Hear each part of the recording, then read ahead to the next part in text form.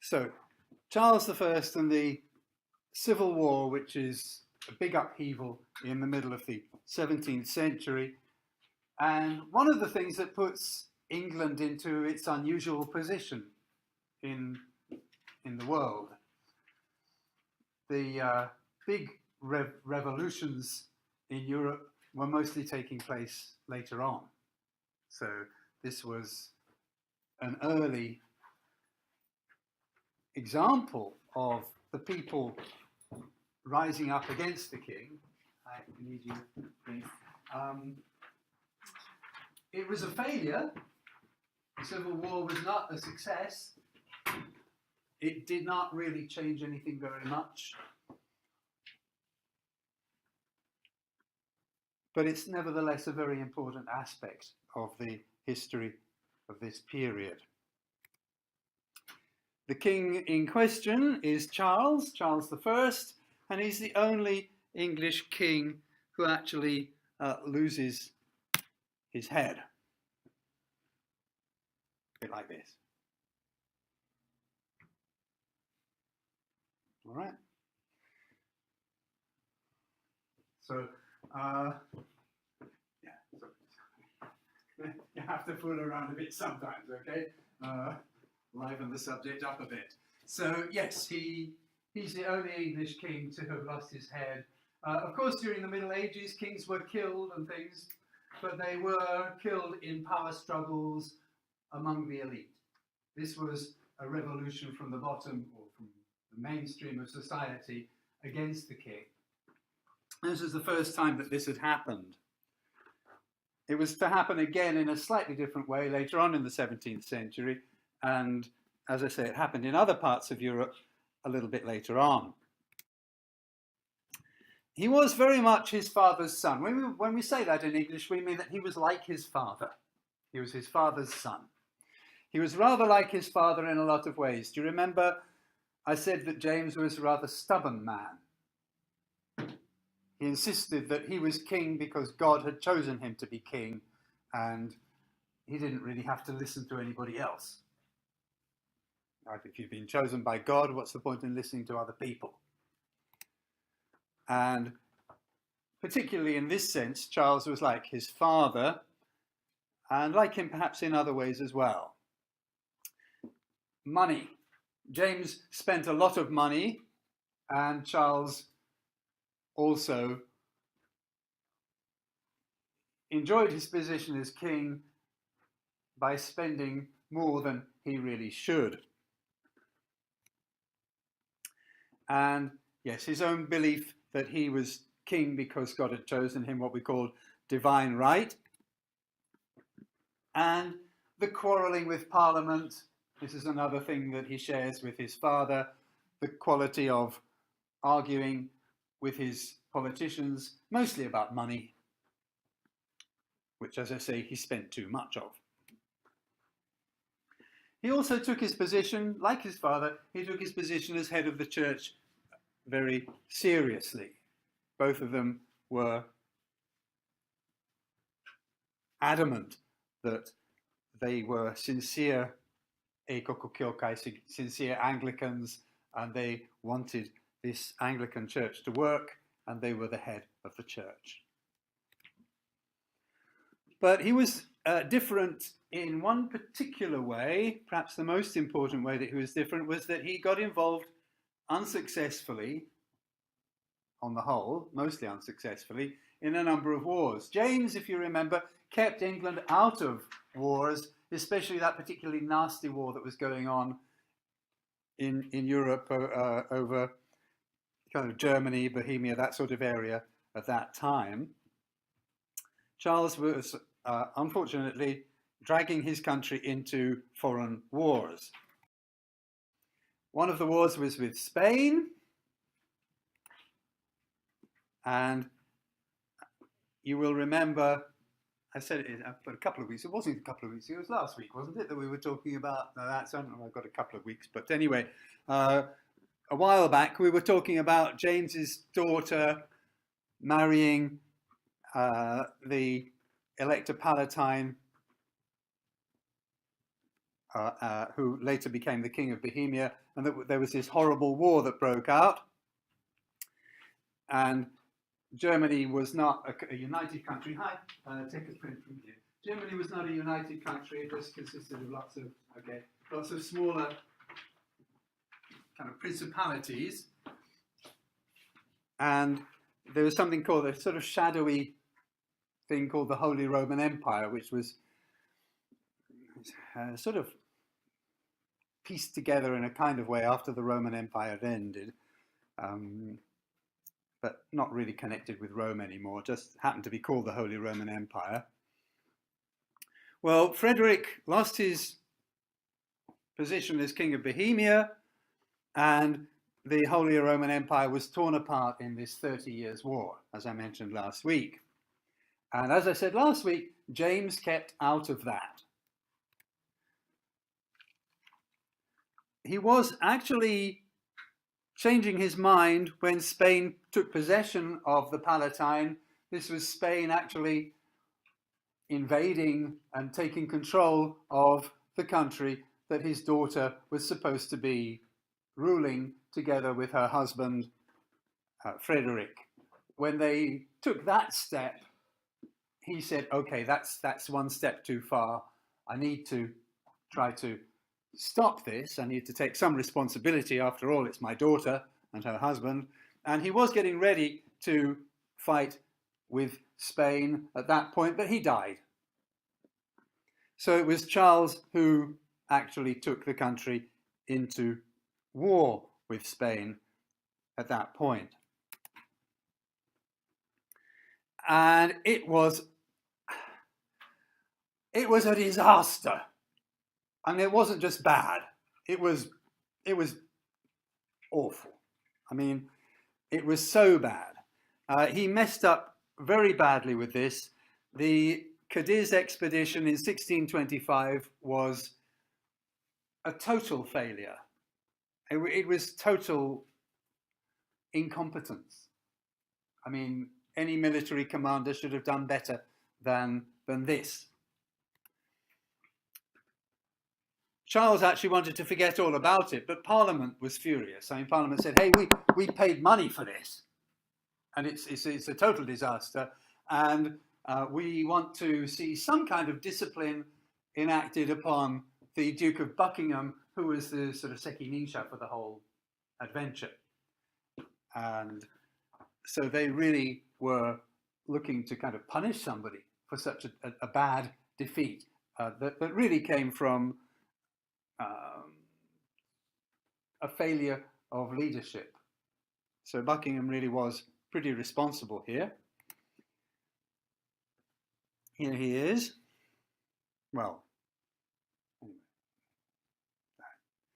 here's part of him. I don't know what that bit behind is, but here he is. George Villiers, the Duke of Buckingham. And he tried to defend himself against the accusations. And when the politicians didn't really want to listen, Charles just closed the whole show down, just like his father. He said, if you politicians just can't cooperate with me, then just go home. So he closed the Parliament down. Villiers was then, a couple of years later, killed by an army officer as a sort of revenge. You let us down so badly. So because the justice system didn't punish Buckingham, an individual from the army just went up and killed him. And it says a lot what the public reaction was. Charles was not getting on properly with the people. Most people considered that the murderer was a hero. Well done for killing that terrible Buckingham. The popular feeling was supporting the murderer, Felton. So that will give you a sense of how angry people were. And they were not supporting the king. They were not supporting the king's chosen leader of the army. They were, in general, unhappy. And, of course, you will remember what I said about Charles's plans to marry the Spanish princess. I'll just go over that again. Do you remember? Yeah? Okay. He went off to Spain to win her heart, and as soon as she saw him, she didn't like him. That was the end of the Spanish, what they call the Spanish match. A match has different meanings. There's football matches, there's matches to light people's cigarettes. Well, a match in this case means a marriage. A marriage, okay? We said they're well matched, okay? They're a suitable husband and wife, for example. So the Spanish match, as it was called, was off. And of course, that was another reason perhaps Charles wanted to take a little bit of revenge against Spain because of the failure of the Spanish match. Perhaps he felt that by fighting Spain, he was getting back at the princess. Anyway, whatever it was that was going on, he married, in the end, a French princess, Henrietta Maria, a Catholic. Well, this didn't help. If you remember the way things have been going, England has now been a Protestant country since the time of Queen Elizabeth. Having a Catholic wife was never going to be popular. If he had married the Spanish princess, that wouldn't have been popular because she was Catholic. But he marries a French princess, and she's Catholic too. So it brings back memories of Mary. It brings back the gunpowder plot that we talked about last week. Catholics are dangerous for our country. And the idea of having a Catholic queen did not sit well with the majority of the English people at this stage. And he had all kinds of tricky ways of raising money for his wars. I'm the King of England. I want to go fight a war, and can I borrow a few quid? Come on, I'll pay you back, honest. Huh? You have to. I'm the king. All right. You see, he could force people to lend him money. They never paid it back. Okay. He would take money from people in all sorts of ways, through taxes, through kind of squeezing people. He said, you have a high up position in my society. You want to keep it? Okay. If you don't lend me the money, I can see that you lose your position in society. This sort of thing. He just did everything he could, really, to raise money, which he never, money that he borrowed he didn't pay back, money that came from taxes that people couldn't afford to pay, and so on. So he made himself very unpopular. And he made himself unpopular with the Parliament. I've already said, he was like his father, he was stubborn, he didn't think that he really needed to care about Parliament. And during the first 4 years of his reign, he closed Parliament down 4 times. Mostly over money concerns. The 4th time he closed it down, he kept it closed for 11 years. All through the 1630s, there was no Parliament. The king just ruled the country by himself.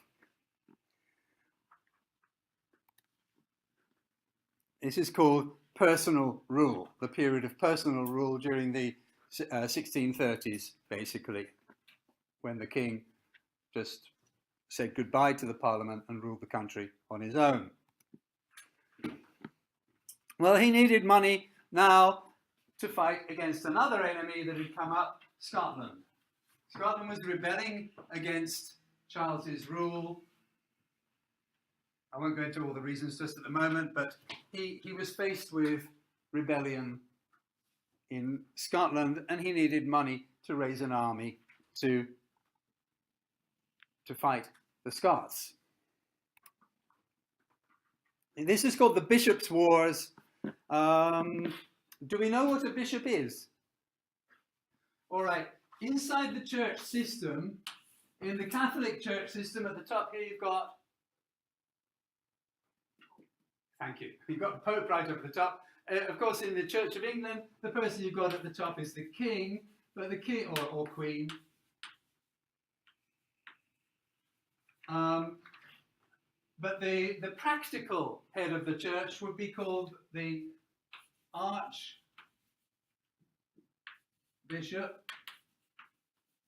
of Canterbury.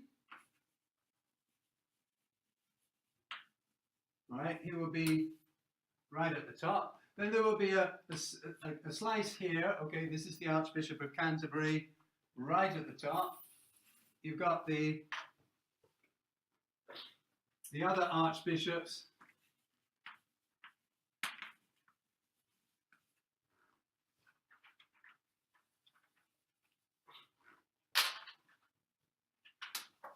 Underneath him.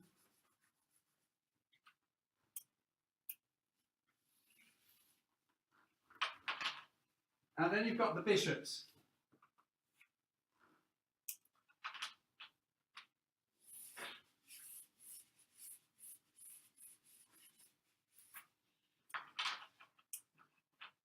Okay. So you've got a church hierarchy. And Protestantism doesn't like these hierarchies very much in general. And we said that the Church of England is a little bit too close to the Catholic Church. One of the things that stronger Protestants don't like about the Church of England is it has a structure, a pyramid structure, very similar to the pyramid structure that the Catholic Church has. Many Protestant churches have no structure, no kind of authority structure at all. Especially some of the American churches, they just set themselves up independently of anybody. It's just, we want to do this.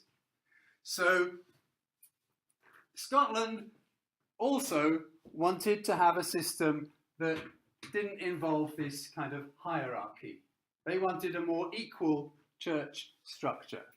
And they were prepared at this stage to go and fight with Charles, fight with the king about this.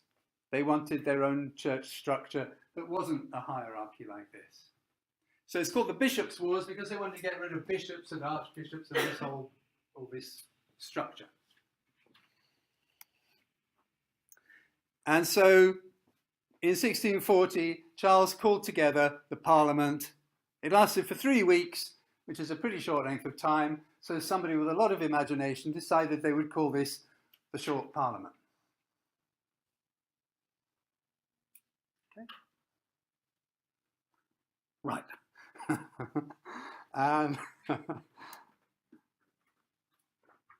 So the Short Parliament was basically trying to raise an army to fight against the Scots, who were trying to create their own church system that was different from the Church of England and had a more egalitarian structure. Charles wanted Scotland to follow the Church of England with its kind of hierarchical structure, and it also wanted them to use the Écoch prayer book, the Book of Common Prayer, used by the Anglican Church. The Scottish people were saying, no, we've got our own church system, we don't want this kind of structure, and so there was a conflict going on.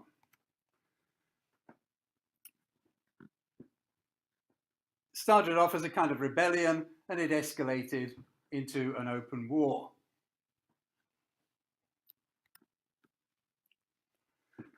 And the reason Charles called the Parliament was because he needed money to pay for this war. The situation had got quite bad.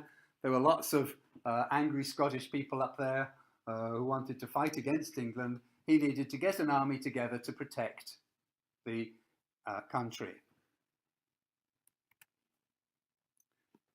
But the Parliament didn't really want to talk about that. Parliament wanted to talk about Charles's religious policies. They wanted to talk about his taxation methods. They wanted to talk about other questions. So he's sort of saying, okay, here you are, Parliament, we're going to talk about this. Getting money to fight against Scotland. And Parliament would say, wait a minute, we want to talk about something else. We've got other questions, we've got other problems. I don't know, I don't want to talk about that. So after 3 weeks, he closed it down. So the short Parliament came to an end. All right? But he's still got the same problem. He still needs, what's he going to do? And he can't get the authority to raise an army and get the money for the army without going through Parliament. Somehow he has to try to get Parliament to agree with him. Because although he has a lot of power, the kind of structure that the country has developed means that he needs the authority of Parliament for certain things. And he just can't do this. So he now holds what's called the Long Parliament. Again, hugely imaginative terminology.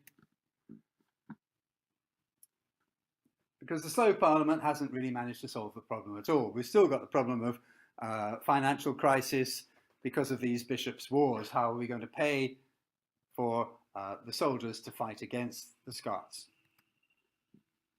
So this time in the autumn, in November, Charles assembles the Parliament again. And again, Parliament starts doing things that Charles doesn't want. They say, we are very angry with William Laud, and we feel that he is treasonous. Now, William Laud is very close to the king. He's the Archbishop of Canterbury, the head of the church. This guy here. They're saying, we are furious with him. We want him out. We accuse him of basically making his own kind of country inside a country. He's like a kind of king himself. He's using the church to make himself incredibly powerful. And he was also very strict to Puritans. So William Laud was the head of the church, very strict with Puritans.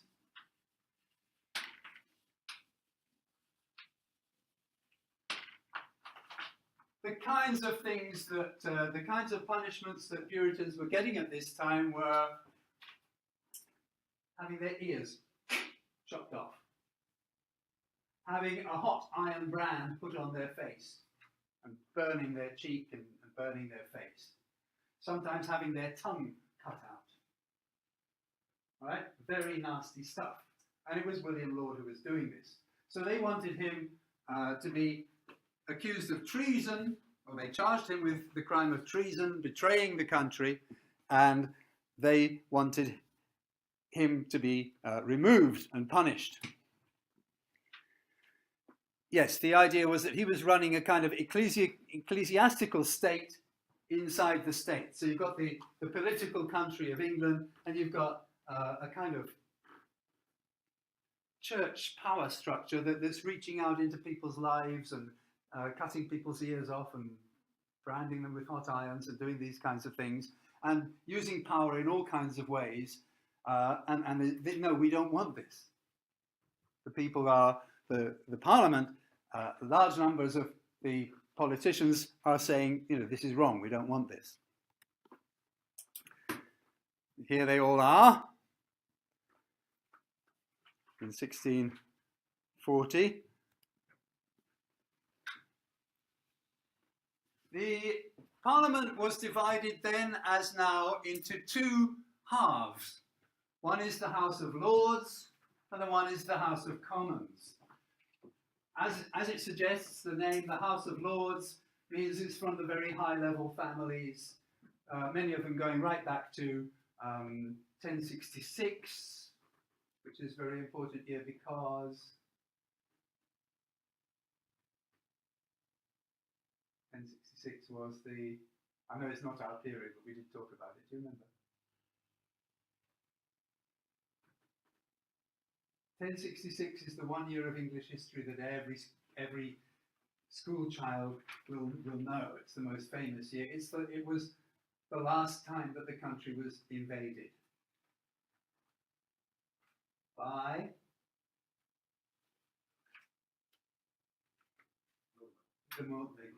by the Normans, and they formed an elite group, initially speaking a different language. I mean, they spoke French and the ordinary people spoke Anglo-Saxon. Slowly the languages came together, but still those elite families were ruling the country. And so they would be the lords. What do you say in Japanese? Daimyo or something like that. Okay, the elite class.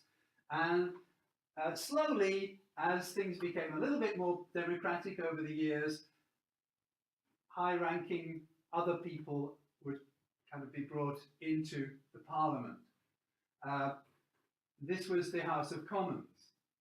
So you've got the House of Lords and the House of Commons. The House of Lords, many of them were just born to go into that position, usually the eldest son in the family, and he would automatically join the Parliament. Or sometimes if somebody was a hero or did something special, the king would say, from now on, you are a lord, and you may now enter the Parliament and be part of the political process. But the House of Commons would be people like merchants, professional people, doctors, lawyers might sometimes get through there, but very often it would be merchants, people who made a lot of money, and they would get into the House of Commons. Initially it was the House of Lords that had most power and the House of Commons had less power, but by this stage they were kind of fairly equal in power, or they were becoming more equal in power. Today the main power is with the House of Commons. The House of Lords, it might surprise you, still exists, but it doesn't have very much power. They can block things, and they can suggest recommendations for new laws, but they can only block things for a short period of time. They can't block things permanently. Their suggestions for new laws may be accepted or may not be. Okay? They have some power, but they don't have the real executive power, which is with the House of Commons. So basically what's happening at this stage is the House of Lords, for some reason, notice how the king of the country, he's married a Catholic wife, he's the head of the Church of England, but he's very similar to the Catholic way of thinking, and his wife is actually Catholic. And the high class people had mostly, or quite a lot of them, stayed very close to the Catholic way. They would be eikoku kyokai, but they would sort of say, yeah, but, you know, it's a kind of compromise. Really, I like the Catholic Church. And they would not be punished for it because they were very high class and influential. It was the lower class people, if they tried to be Catholic, they would get into trouble, but the higher class people could get away with it. So quite a lot of Catholics, and not all of them, but quite a lot of the higher class people had stayed very Catholic. Whereas the lower class people had tended to become quite strongly Protestant, and quite a lot of them were more strongly Protestant than the church. In other words, the House of Commons had a large number of Puritans, the same people who were having their ears chopped off by Laud. If they went too far along their Puritan road, the Archbishop of Canterbury would make sure they got punished. So that's why they hated Laud, because he was actually punishing their people, and they were angry, of course, with Charles, because Charles had chosen Laud. We have to be careful here, L-O-R-D, you know, Lords, and L-A-U-D, this Archbishop of Canterbury's name. It's unfortunate, but sounds similar. But Laud, Archbishop Laud, had been chosen by the king, and the king also was being strict to Puritans. It was not a good time for Puritans. And the House of Commons had many Puritans, so basically most of the lords supported the king, and a more kind of Catholic, not exactly Catholic, but what we call high church. High church means kind of Catholicopoi. High church Anglican is cattolico poi. Low Church Anglican is molto protestanto puritan poi. Okay, even today, if you go to England, you can go into one church and it's Eko Kyokai, and it smells of senko, incense, and they've got a little thing here where you make the cross when you walk in, and you think it's just like a Catholic church. Okay, and they're full of pictures, and it's very, very Catholic, and it's a high church Anglican church. You can go into another church and no pictures, no smells, no water thing. No, it's very Protestant. It's a low church. Okay, Anglican church. So even today, you've got quite a big gap inside the Anglican church between the high church Anglicans and the low church Anglicans. And basically, this is going on at the same time here. The Lords were high church Anglicans, or even Catholic sympathizers, or even Catholics. The Commons were mostly low church Anglicans, or more sort of extreme Protestants and Puritans. And the Deputy of Ireland was also impeached. That is, the Parliament, basically the House of Commons, wanted to accuse him also of crimes, of being a traitor to his country. You see, he had raised an army in Ireland to go and fight against the Scottish, and Ireland was a poor country. So you could go to Ireland with, less money than England and say, hey guys, who wants to fight for us? And they'd say, well, yeah, okay, because the money's not very good, but Ireland's a poor country, so it's better than nothing. And so he'd gone to Ireland to raise an army to fight against the Scots, and the Parliament in England, especially the House of Commons, was saying, does he really want those soldiers to fight against the Scots? When they come here, will they go up to Scotland, or will they come to London? Will they actually attack us?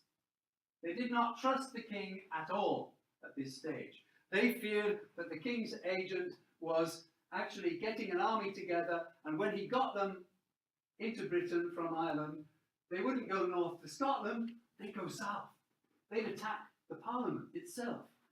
They'd take control of the country and get rid of these Puritans and extreme Protestants. So the House of Commons had no confidence in Charles at all at this stage. Well, Charles was a real kind of uragirimono himself. He allowed Stafford to be put to death. He said, okay, you want Stafford, you have him. Just don't hurt me, don't hurt my family. Have him. Okay, so he betrayed his own trusted friend. And Stafford was executed in 1641, but that's still not enough for the Parliament. They're still not convinced, they're still not happy. We see the country now sliding into civil war. The Long Parliament it did go on to make some important reforms, and one of the reforms it made was that the king does not choose when we exist. Parliament will exist when we politicians choose that Parliament exists. The king has to lose that power. And at this stage, Charles is in a position where he's sort of say, okay, omakase, yeah. So he lets them have that right. From now on, Parliament can sit when it wants to. And then, again, another problem. This time it's in Ireland. And again, there's the question of who's going to go and fight against these rebels in Ireland. Scotland's still there as a problem, but it's kind of quietened down a little bit. And again, just when Charles just wants to talk about money and where am I going to get money to fight against these people in Ireland, to get soldiers to fight against these people in Ireland, Parliament says, we've got a different agenda. And they gave him 150 complaints, remonstrances against the king. 150 things that they were not happy with. And Charles just said, nope, sorry. Okay, here's the 150 remonstrances. Charles just stands up in front of the Parliament and says, forget it. And he goes into the House of Commons with an armed guard, and he comes in with soldiers. This has never happened. Soldiers coming into the House of Commons, into the Parliament, and he comes in and he says, right, you, prisoner, come on, take them. This is nothing like this has ever happened before. All right, he picks up certain people and says, you're coming off to prison. At least that's what he thinks he's doing, but the members of Parliament knew that something was going to happen, and they'd already gone, they weren't there. So instead of saying, you, prison, it's not here, where is it? We tricked you, we knew where you were coming, we got him away into a safe place. And by the way, we knew you were coming. We're ready for you. Do you want to die now? No, thank you. I don't want to die now. I'll tell you what, guys. I'll be back in a minute. And he gets on his horse. And he rides off to Oxford. Basically, the king has run away from London, fearing for his life. And this is the beginning of the Civil War.